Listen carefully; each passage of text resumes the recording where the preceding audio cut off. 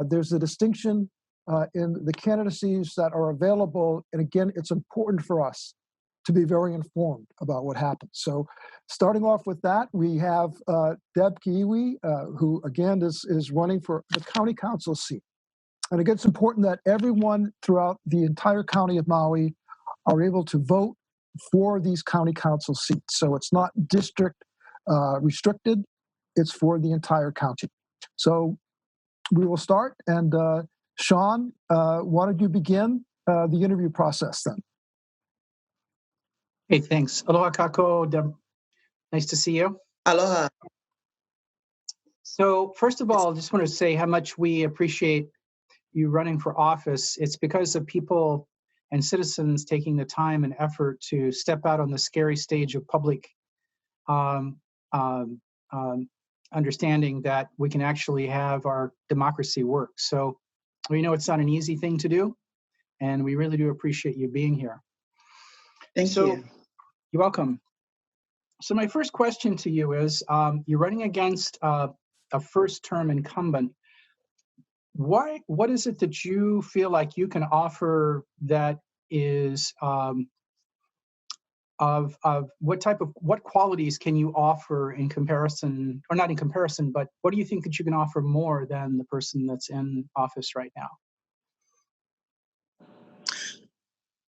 What I could offer more is more community time. I've been trying to attend all the community meetings that I possibly can. I've been attending burial council meetings. I've been attending the AHA Moku meetings that's happening or occurring in my district, KAHULUI. I am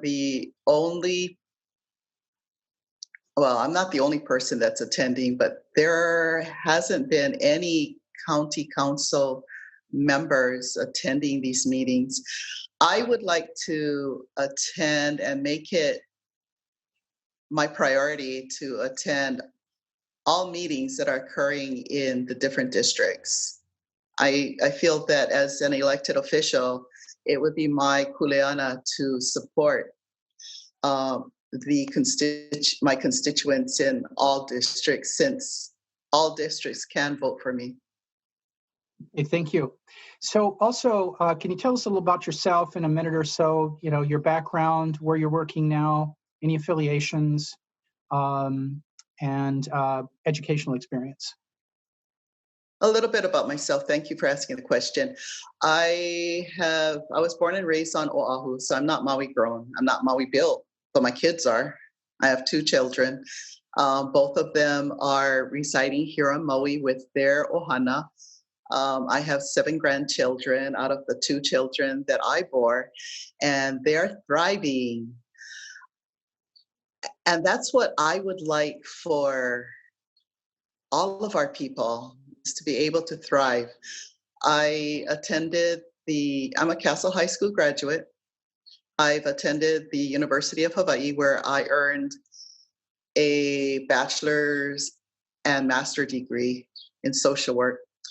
I worked for the state judiciary for 19 years as a probation officer, created the district court probation office, and I transferred to the Department of Education when I saw the young teenage suicide rate rise. Wanting to be part of the solution, I transferred to the Department of Education, where I've been working for about 18, going on 19 years. So I have a total of 37 years in the state. Okay, great, thank you. So would you, the Pono Network is here to put forward progressive candidates, or to look for progressive candidates. How would you define a progressive candidate? And in that, also any definition of yourself? I would define a progressive candidate as someone who is energetic, who is eager, who has questions, who researches, the needs of the community, who goes out there and asks the people in the community what their needs are. I believe a progressive candidate is someone who makes decisions on an informed basis. In other words, research is huge. Okay, great. Thank you. Well, for this particular time, I'm going to go ahead and pass it on. And Sylvia, are you there? You ready? Yes. Yes, Okay. thank you. Hi, Deborah. Thank you so much for coming, and thank you so much for running for office. Mahalo. Thank you for welcoming me. Yeah. That's great that you had so much experience with social work and the state judiciary, probation officer. How can we help our teenagers the most? And what did you see policy-wise would work for our drug problem on Maui?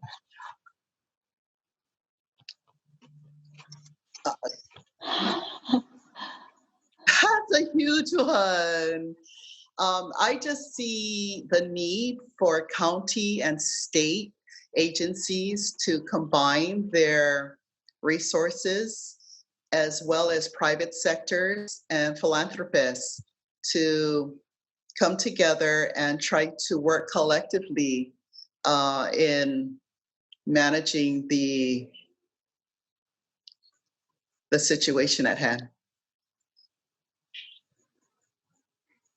Thank you. In everything, we need to come together as a people. You know, there is no I in team. It takes a team.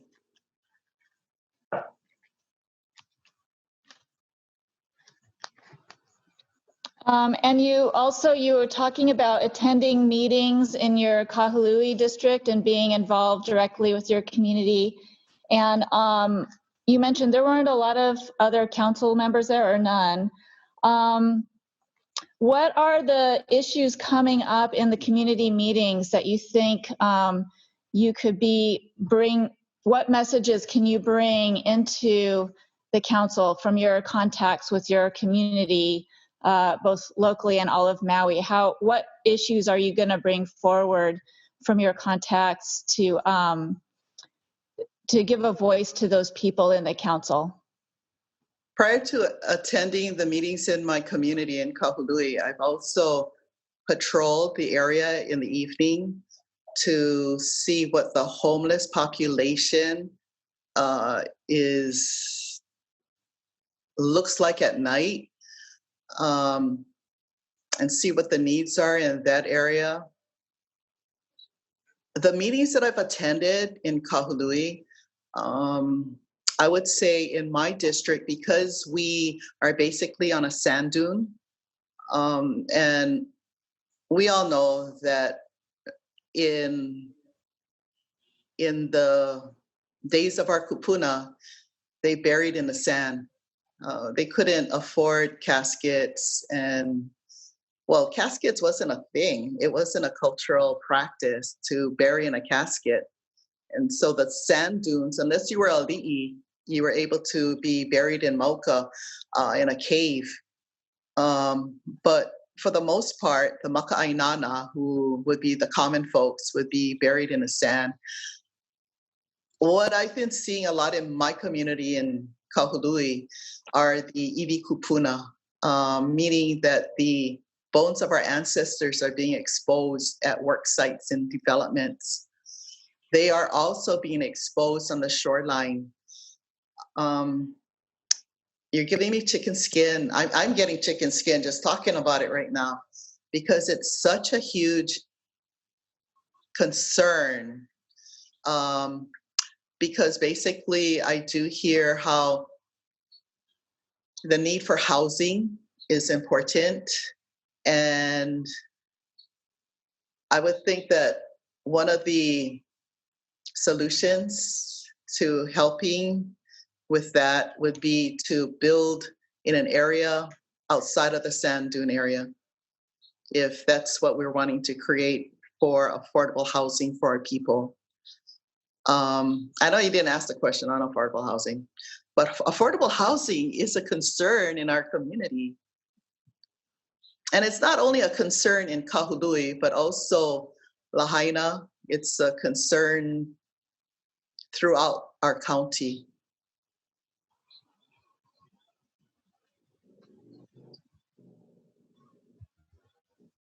Thank you. Yeah, more on what you've seen to be the major social issues. I mean, you seem, to have a pretty good pulse on what's happening in your community. What was it, one of those issues, or what really inspired you to run for office? What got your passion going? Was there any particular issue or situation that happened? It was an injection well count, injection well vote. It got my blood pressure up, and I take blood pressure pills. And it's what made me say, that does it. I need to be there. And I want to do this not for me as much as it's for the future generations. Like I said, I have grandbabies that are coming up. My descendants right now, my grandchildren is 7th generation here in Maui. My ancestors didn't leave us opala or junk or rubbish. They actually left a very civilized community for us to thrive in. And I want that to come back. I want clean water, I want clean air, and I want healthy soil, healthy aina for us to plant, for us to eat off of.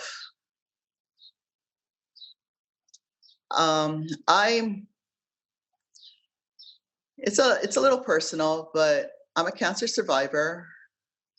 After the last race, I was diagnosed with cancer. And so it was a good thing, because what happened was I was able to talk to my doctor and ask my doctor, what can I possibly do to help turn this around? And she asked me to consider a plant-based diet. So I asked her, I said, if the cow eats the grass and I eat the cow, are we good? And she said, no. I got the drift. And it's a huge passion of mine to be able to eat plant-based, because I'm going to accredit plant-based diet as well as celery juice in the morning, 2 cups a day, every day during my treatment. That got me to the point of no cancer as of June 22nd. Big ups. Yeah. Thank you. I love virtual hugs.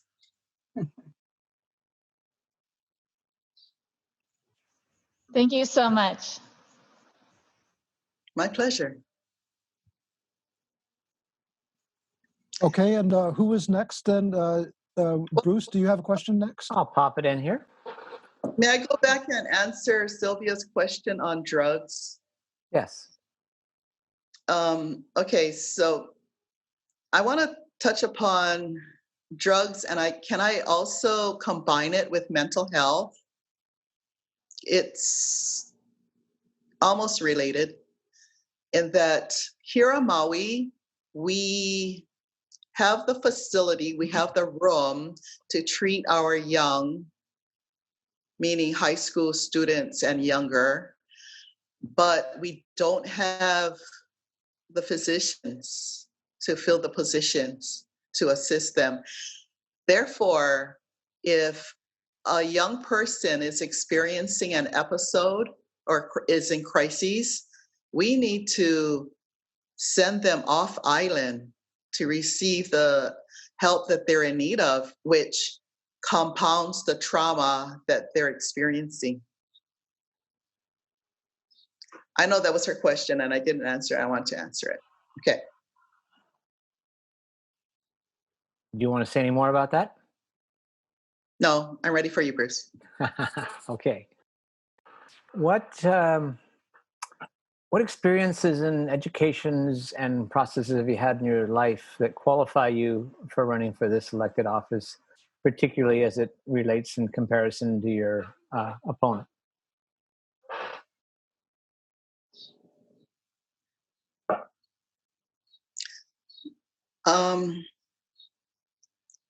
Currently, I am an elected Unit 13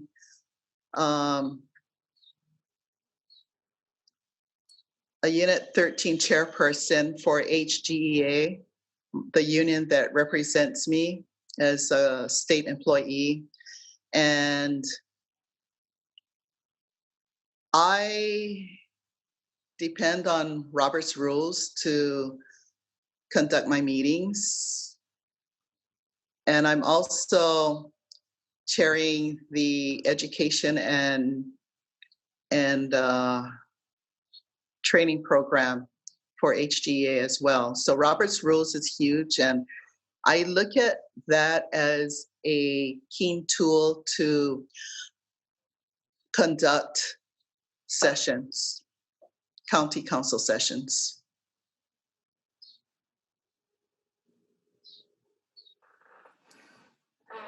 And then what, so you're doing that, you're part of the union as far as you're leading that piece. Yes. What other experiences have you had in your life that have prepared you for this office? I've also, okay, so back in 1978, I was part of the Native Hawaiian Study Commission. And it was a commission that I was just placed in, really. And my kuleana was to address the educational needs of our people. And what became of that is my report went to Washington, D.C., where we were able to receive funding for cultural-based educational programs that we are able to, our children are able to thrive on currently. So I would say being able to research and write and submit studies is an educational piece that I've experienced. Sweet. And what has been your educational experience in this life?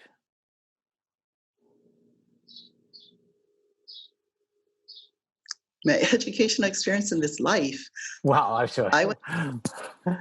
What's your educational training? I said earlier on, I received an associate's degree from Windward Community College, a bachelor's degree of social work from University of Manoa School of Social Work, as well as a master degree from the University of Hawaii School of Social Work program. The cool thing about it was I was invited to be part of this program. A teacher at Windward Community College, I suppose it would be safe for me to say, is that she saw the gifts in me and thought that I would thrive well in the social work program and be able to contribute back to the community. And that I did, and I have been. Another thing that the experiences that myself, my children have experienced that has prepared me for county council is, as a single parent, I was able to get my children, sign them up to join with a canoe club. And together we became a paddling family. It was quite thrilling in that I was able to, it was a family activity that we were able to engage in. and it was very meaningful.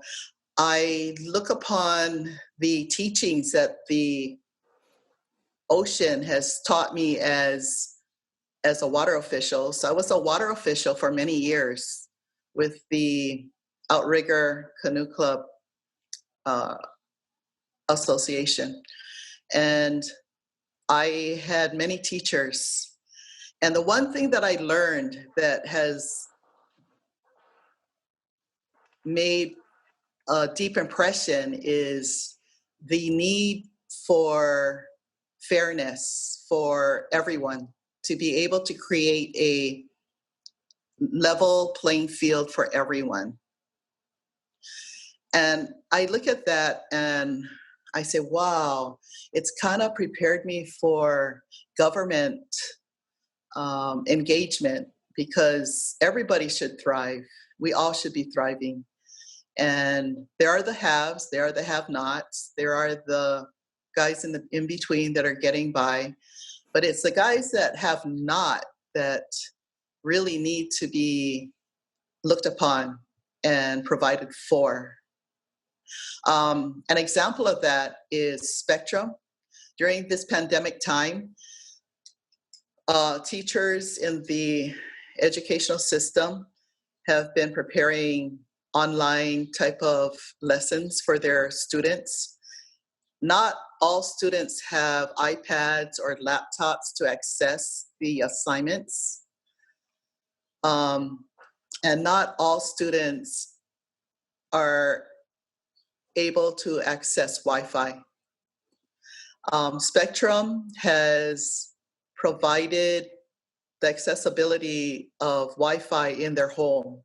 The schools were able to provide or assign laptops to the students so that they could access their learning. Okay. And I'd like to see more of that occur. Fantastic. And with that, I'm going to pass it on to the next questioner. I believe that's me. Aloha, Deb. Aloha. Thank you for showing up today. I'm so glad to have this conversation. I'm going to start with this one question, and then I'll have some more. As a public representative, it is a duty to face the truth and to act righteously. These islands reflect the lowest voter turnout in the United States. On May 15th, 2019, Dr. David Kianusai gave a presentation to the Maui County Council, evidencing the illegal overthrow of Queen Liliuokalani in 1893 and showing clear violation of domestic and international law with the ongoing illegal United States military occupation of the Kingdom of the Hawaiian Islands. As a candidate for public representation, how do you rectify handling the truth of Dr. Sai's presentation, as well as the works of the Ko Hawaii Pai Aina office in Hilo, Keamoku Kapu, Henry Noah, Amelia Gora, Papikanahele, Leon Su, Dr. Josias, Madame Ruth Bolame, etc.? How do you rectify the compliance of the law in restoration of occupied lands? Greatly. If anybody had the time to do any research on Kauaula, they will find that my name is attached to the aina that Keamoku Kapu resides on. My grandmother was born and raised on that ahupua'a that developers have been eyeing for decades. I was my grandmother's driver when she was fighting for her aina. Without aina, I look at the aina as our foundation. It's something that we need in order to thrive as a people. I feel connected when I'm in my aina. Without the aina, piko does not occur. The umbilical cord that connects us to our aina is severed. I look at when people are trying to cut us off, us meaning Native Hawaiians, from our Aina, it's the beginning, it's not even the beginning, but it's a continuation of the oppression that we as a people have gone through and experienced generational trauma. And we need help in overcoming all of that. You know, let's do something different. I'm not talking about handouts. I'm talking about moving in a direction that we can all heal. And I have heard Kanusai's presentations, and my teacher was Haunani-Ke Trask. If you know anything about her, you know, she, in my opinion, she was one of the front runners when it comes to Hawaiian activism in bringing awareness to us. So there's stages, right? There's stages that we as a people have to go through, and one is awareness. We need to be made aware. After awareness, we need to collect ourselves and ask ourselves, where do we go from here? You know, what's important to us? And for myself, it's the Aina. And it's to keep the Aina rich, to keep the Aina. The Aina is our ali'i. We are its servant. It's our kuleana to take care of that Aina so it can take care of us in the end.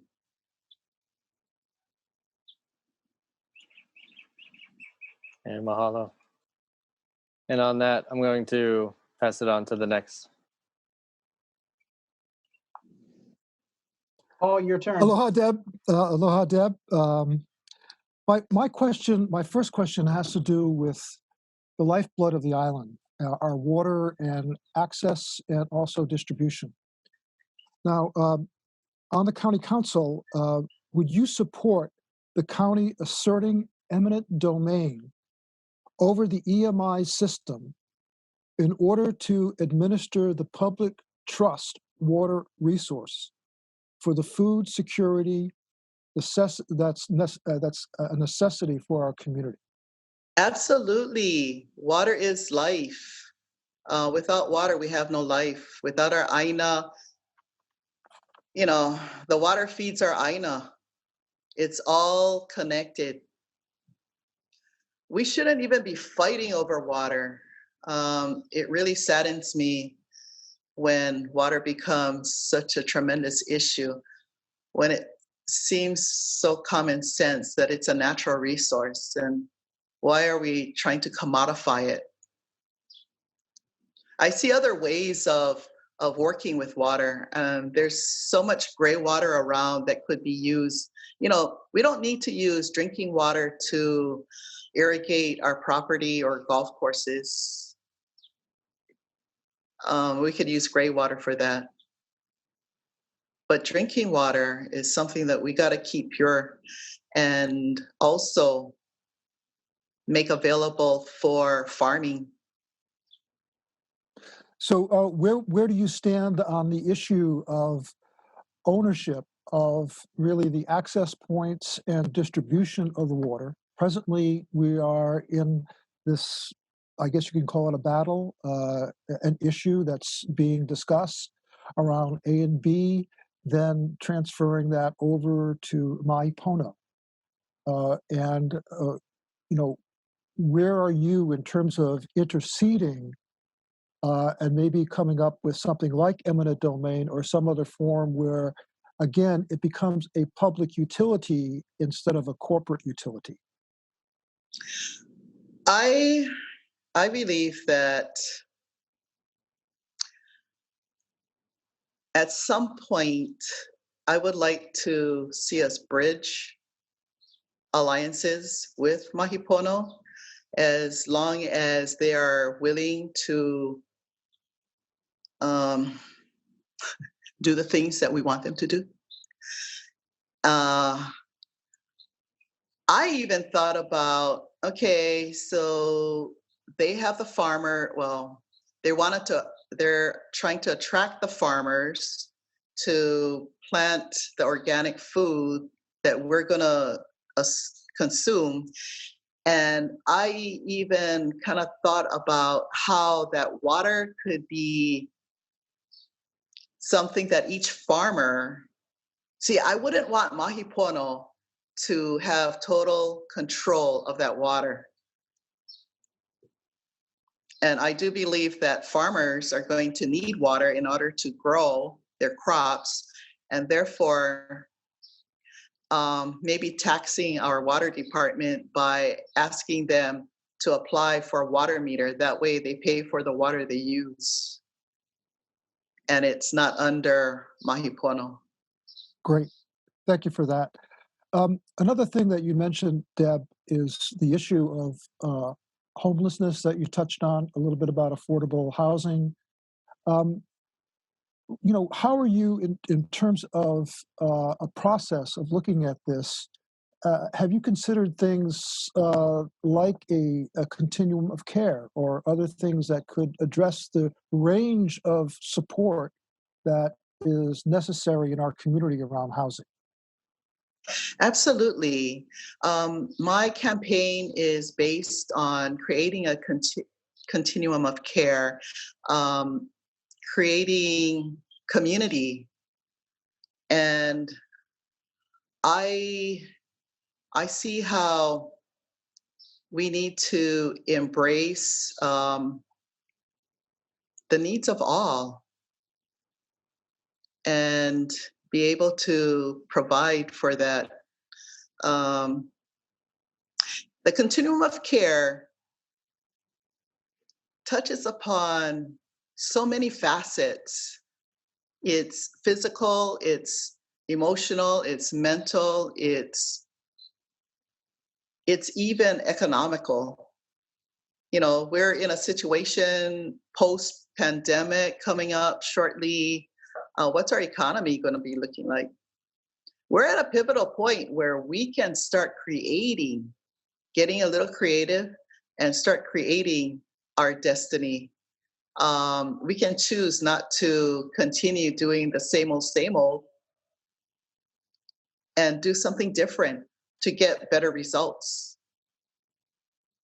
Well, I agree. And I think that, again, like the continuum of care, there are a lot of good models that are effective and efficient and are being used in many counties and communities throughout the United States. So thank you for, really considering that type of scope of support that I think is necessary, especially in this changing time. Sean, you're next if you want to ask your next question. Sure. Yeah. Well, Deb, one of the things that has come out locally, especially since it's been thought about, I think, in the back of the minds of a lot of people for a long time. At one time, the Hawaiians were able to feed a population of well over 1 million through local means. They didn't bring things in from Oahu or from another mainland somewhere. They were actually able to take care of it. With the pandemic, one of the interesting points that's been here for a long time is that if the Young Brothers barges stop coming, the numbers I heard is that we have 3 days worth of food, 2 weeks worth of fuel, and 90 days worth of fuel oil for the generators. So within 3 months, we could be back to a place that is a different place that we know right now. We're living in a bubble. And I think the pandemic has had a chance to kind of break that bubble quite a bit. So one of the things that has been talked about and has been discussed is the possibility of having a Maui County Department of Agriculture. I was wondering if you'd speak a little to that and what your thoughts would be on such a county and if you department and if you would back it. I'm super excited about it. I think it's something that Maui is ready for, and that I'm in total support of the of Maui's agricultural department. That way, Maui can control what Maui produces.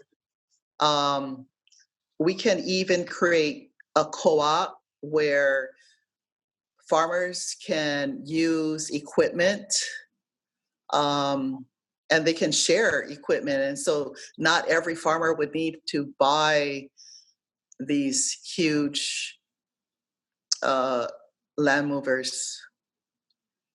We could create a co-op, and I think that would be more efficiently done if we're able to do that money-wise. Great.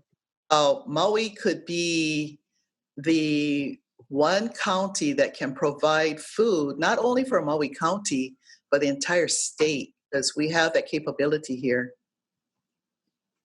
I appreciate that. I think at one time I'd heard you speak about the fact that right now, since you're working at Kamehameha High School as I'm sorry, King Kekaulike High School. King K, correct. Sorry about that. The other King, yep. So, and you're working with children at risk. That's one of the reasons you work there. And I think there was some sort of story regarding something that I really didn't know about. I was kind of shocked. I have a young child as well. And the fact that if there are major challenges or problems psychologically with the child, that in the old days, there were 6 beds over in the hospital, and that's changed. Could you speak a little to that, and also what you would like to have done with that if you make it to the Maui County Council, and how that would impact local families? I believe I did speak to that, but I can speak to it again. Okay, so if a child is in crisis, and I'm talking any age child, high school child on down, we do not have a facility to render service here on Maui, and that child would need to be air medevaced to Oahu. And there have been times, I'm not going to say oftentimes, but there have been times when the child had to sit out in the emergency room because there was no room at the ward that they needed to be at. And so what we're looking at is layers of trauma. And working through trauma is like an onion where there's so many layers that you have to go through. And air medevacing a student, a young person, to an unfamiliar, perhaps, island or place or facility without support, without family support, is traumatic. And I would like to see, and I do understand that this is a Department of Health concern, and I would like to see the county collaborate with the Department of Health as well as private sectors and philanthropists to try to see how we can fill the positions to work at the Molokini ward instead of sending our young adolescents, juveniles off island to receive. It's my understanding that there before Kaiser took over, there were 6 bed units at the hospital. When Kaiser took over, the beds are still sitting there empty, but there's no staffing for it. So as of right now, there's something different than there was before Kaiser took over. And so you would like to have those positions staffed so that people's children don't have to be sent off island? Absolutely. And that would be one of the things you'd work at. That'd be one of the things you'd work with as a council member. Yes. And another thing that I would like to work on is creating that continuum of care. Once a high school student becomes an adult, we would hope that the adult mental health piece would loop their services to pick up where the juvenile mental health services has left off. However, okay, I appreciate that. I've got to pass on. Each of us have 5 minutes, so I've got to pass it on. If you want to tie it in whatever from here, then that's fine to do. But I do need to pass it on to the next person. So yeah, sure. Sylvia, are you ready? Yes, please finish your thought. Thank you. Yeah, what I've experienced is that once a student becomes an adult, that continuum of care ends. And so there's no supports for the student who is now an adult. That doesn't mean that as soon as the student becomes an adult, the needs vanish. It vanishes. It doesn't. The needs are still there. And we must do better in providing for their needs. When I look at the most heinous crimes that have occurred in our community, I link it up with poor mental health care. And, I say poor only because we got to do better. We must. Yeah. I mean, it sounds like with your experience in social work, you'll have a lot of insights in how to change the agencies to actually serve the health of the people better. Thank you for that answer. And, I kind of think anybody who wants to run for Maui County Council is pretty brave. It seems like a battleground to me in a lot of ways. And I know that, it requires a lot of working together. Who in the county council do you most look forward to working with and collaborating with? I would like to work with everyone.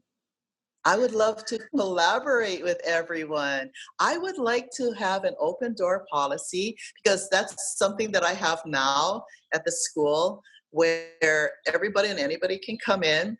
I service students, but oftentimes teachers have things that they need to process. My door would be wide open. I think in order for us to be able to move those mountains that we have on our plate, we need to work together. We need to share our toys in our sandbox. I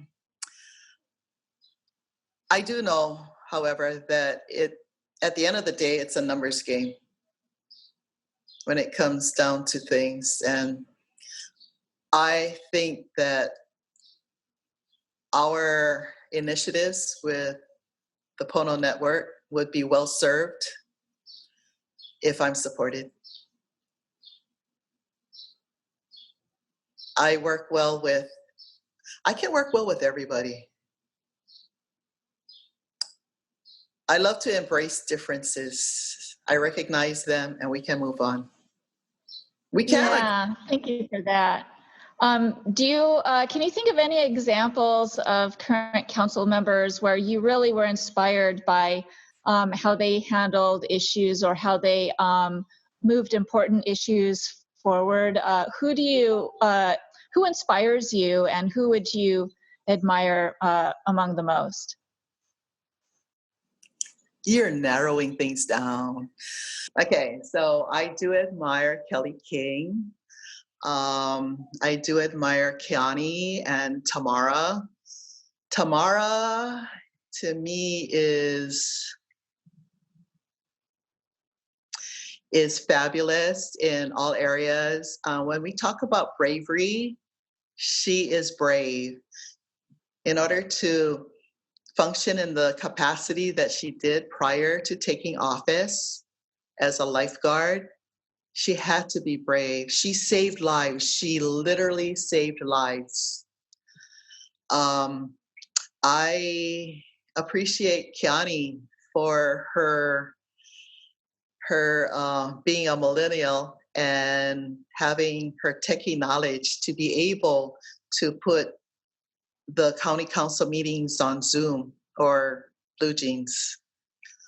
And for Kelly King, I love the way her mind works. I love to watch her. It's kind of like a chess match. She's pretty much level-headed, and she's deliberate. I had the pleasure of serving on a committee called Icebreakers with Alice Lee. And I do believe that she is someone that I would be able to also work with. Shane Senensi, I love what he's doing for Hana, his Hana community, and keeping the people out there thriving. I did a drive out to Hana before the pandemic hit Maui, and I was so surprised at all the food trucks that were out there to see people of Hana thriving. And that's what I would like to see for the entire Maui County. I just want everybody to thrive in a healthy way. Thank you. And the next questioner, please.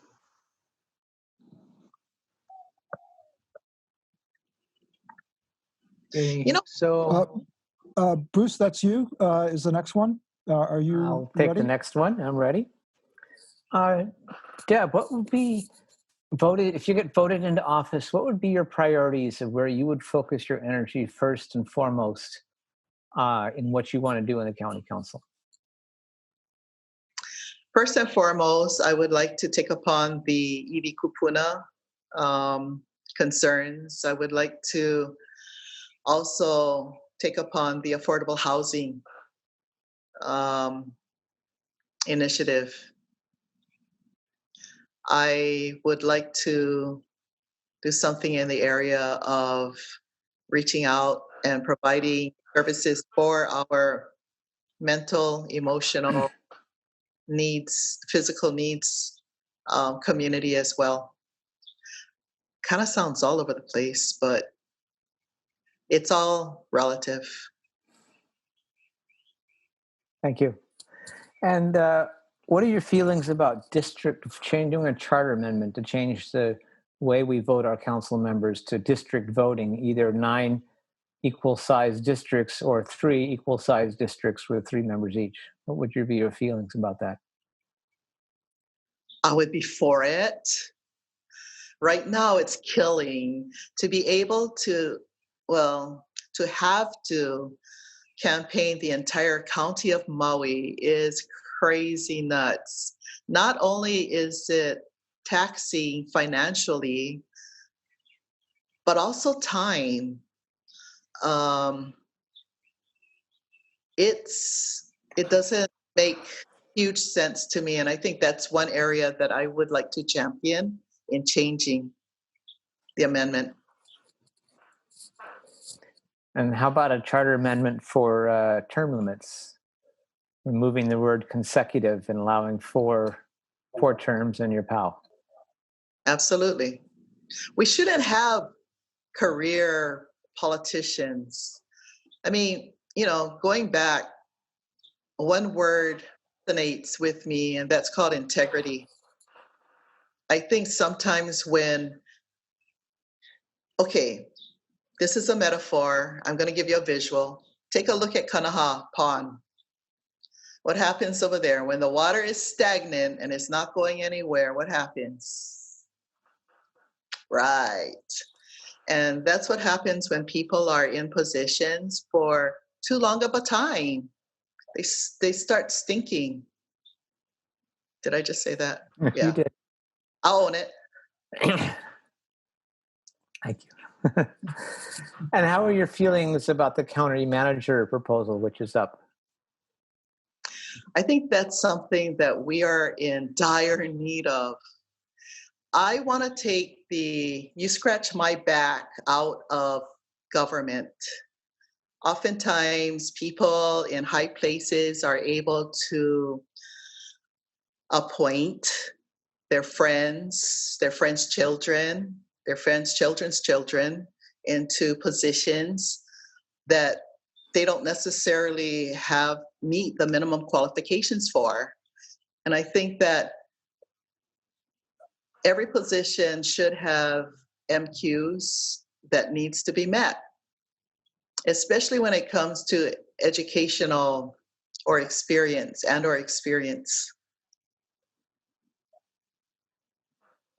Thank you.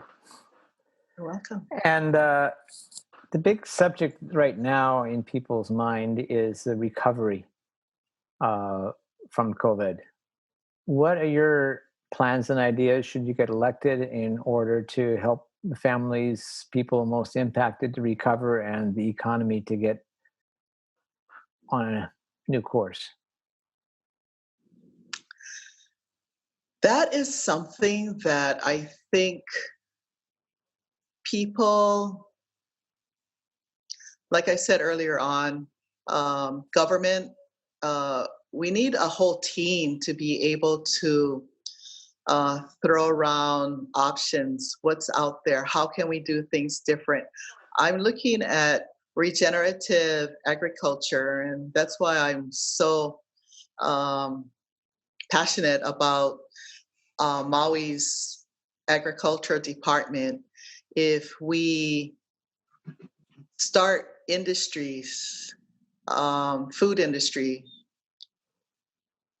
look at hemp and take hemp as just one crop. I mean, when we look at Maui has been, we started off being a 2-crop economy. We had sugar and we had pineapple, right? And then we added to that. We didn't take away the sugar, we didn't take away the pineapple, but we added tourists, visitors to the mix. Back in the day when tourism was being implemented, and that would be back in the 60s, the 70s, it was a different type of population that was being enticed to come to visit Maui. They were the people that had the money. It was a luxurious vacation. Things cost money. They had money to spend on in the state. Today, that population has changed. And as a result, we have the type of people that you see on Facebook, entitled, not caring about us as a people and our safety and well-being. And that's irritating to me. Okay, thank you. And with that, I will pass it on to the next, whoever that may be. Daniel, if you want to go, and then I will go last on Okay, this. perfect. Okay. Mahalo. Deb, I want to ask about your 19 years in the Department of Education. The question that was just asked regarding the economy is an important one to look at regarding food source as well as education that we've had issues with in the past. What can you tell us about funding in the Department of Education when it comes to the infrastructure of necessary, even accessibility to monies for infrastructure when it comes to education? Okay, so we all know that education is a statewide issue. However, the county can embellish it. It could add to it. It could supplement to the existing structure. And we can do things different. Working at King Kekaulike High School, we have a pretty top-notch agriculture, potentially top-notch agriculture program that could be taking off. Teaching students to become more sustainable through agriculture would be a great start. As a spin-off to the agriculture at our school, we have a great culinary program as well. And we have a creative teacher, instructor that's in that program who currently is working with a food truck in the community to teach the students how to, the business end of cooking. So it Gotcha. becomes integrated. Yeah. So I want to refine the infrastructure as a form of perhaps, let me ask you, transparency when it comes to these educational funds. Now we've heard from some others that that monies have been mismanaged when it comes to education. Have you seen any examples of this during your time of service?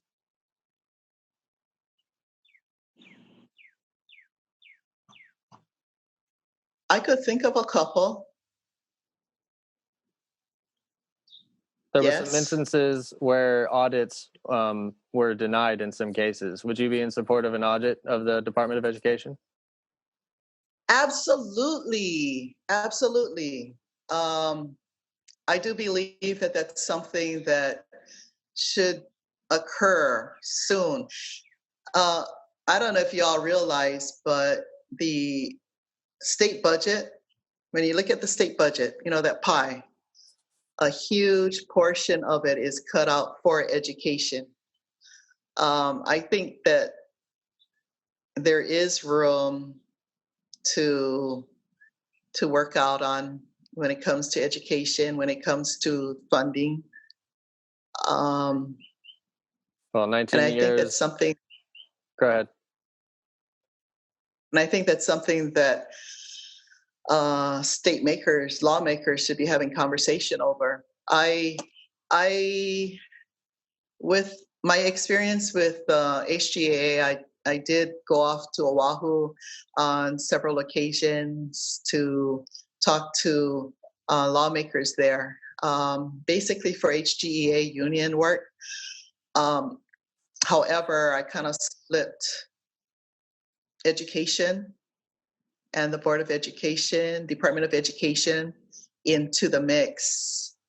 And I do see how things can be changed, it can be better. And I can see how money can be used more efficiently. Okay. Mahalo. My time is up here. Yeah. Although thank you for your service in the educational department, because it's necessary in this, especially today. Mahalo. Pass it on. Hi, Deb. I will ask the last questions, and the questions that I have to do with voting that has occurred in the county council, and I'd like to see how you would lean towards in terms of decisions that really affect our community significantly. The first one is, what are your thoughts about the county's management, handling, and defiance of the EPA fines, findings, and repair and remediation guidelines for the sewage leaks from Lahaina sewage treatment injection wells into our ocean, reefs, and beaches? That's why I'm running. That was something that was so frivolously I was so upset because that was money that was literally flushed down the drain. We're talking $60+ million that could have gone towards working out a better system. I mean, all that money could have been put towards working out a better system or updating the system that we currently have. Great, thank you for that. There was an important vote also that was made on the Wailuku Civic Center. And there were candidates who voted to support that and to put our resources into developing that. And there were those who were opposed. Where do you stand on things like the Wailuku Civic Center?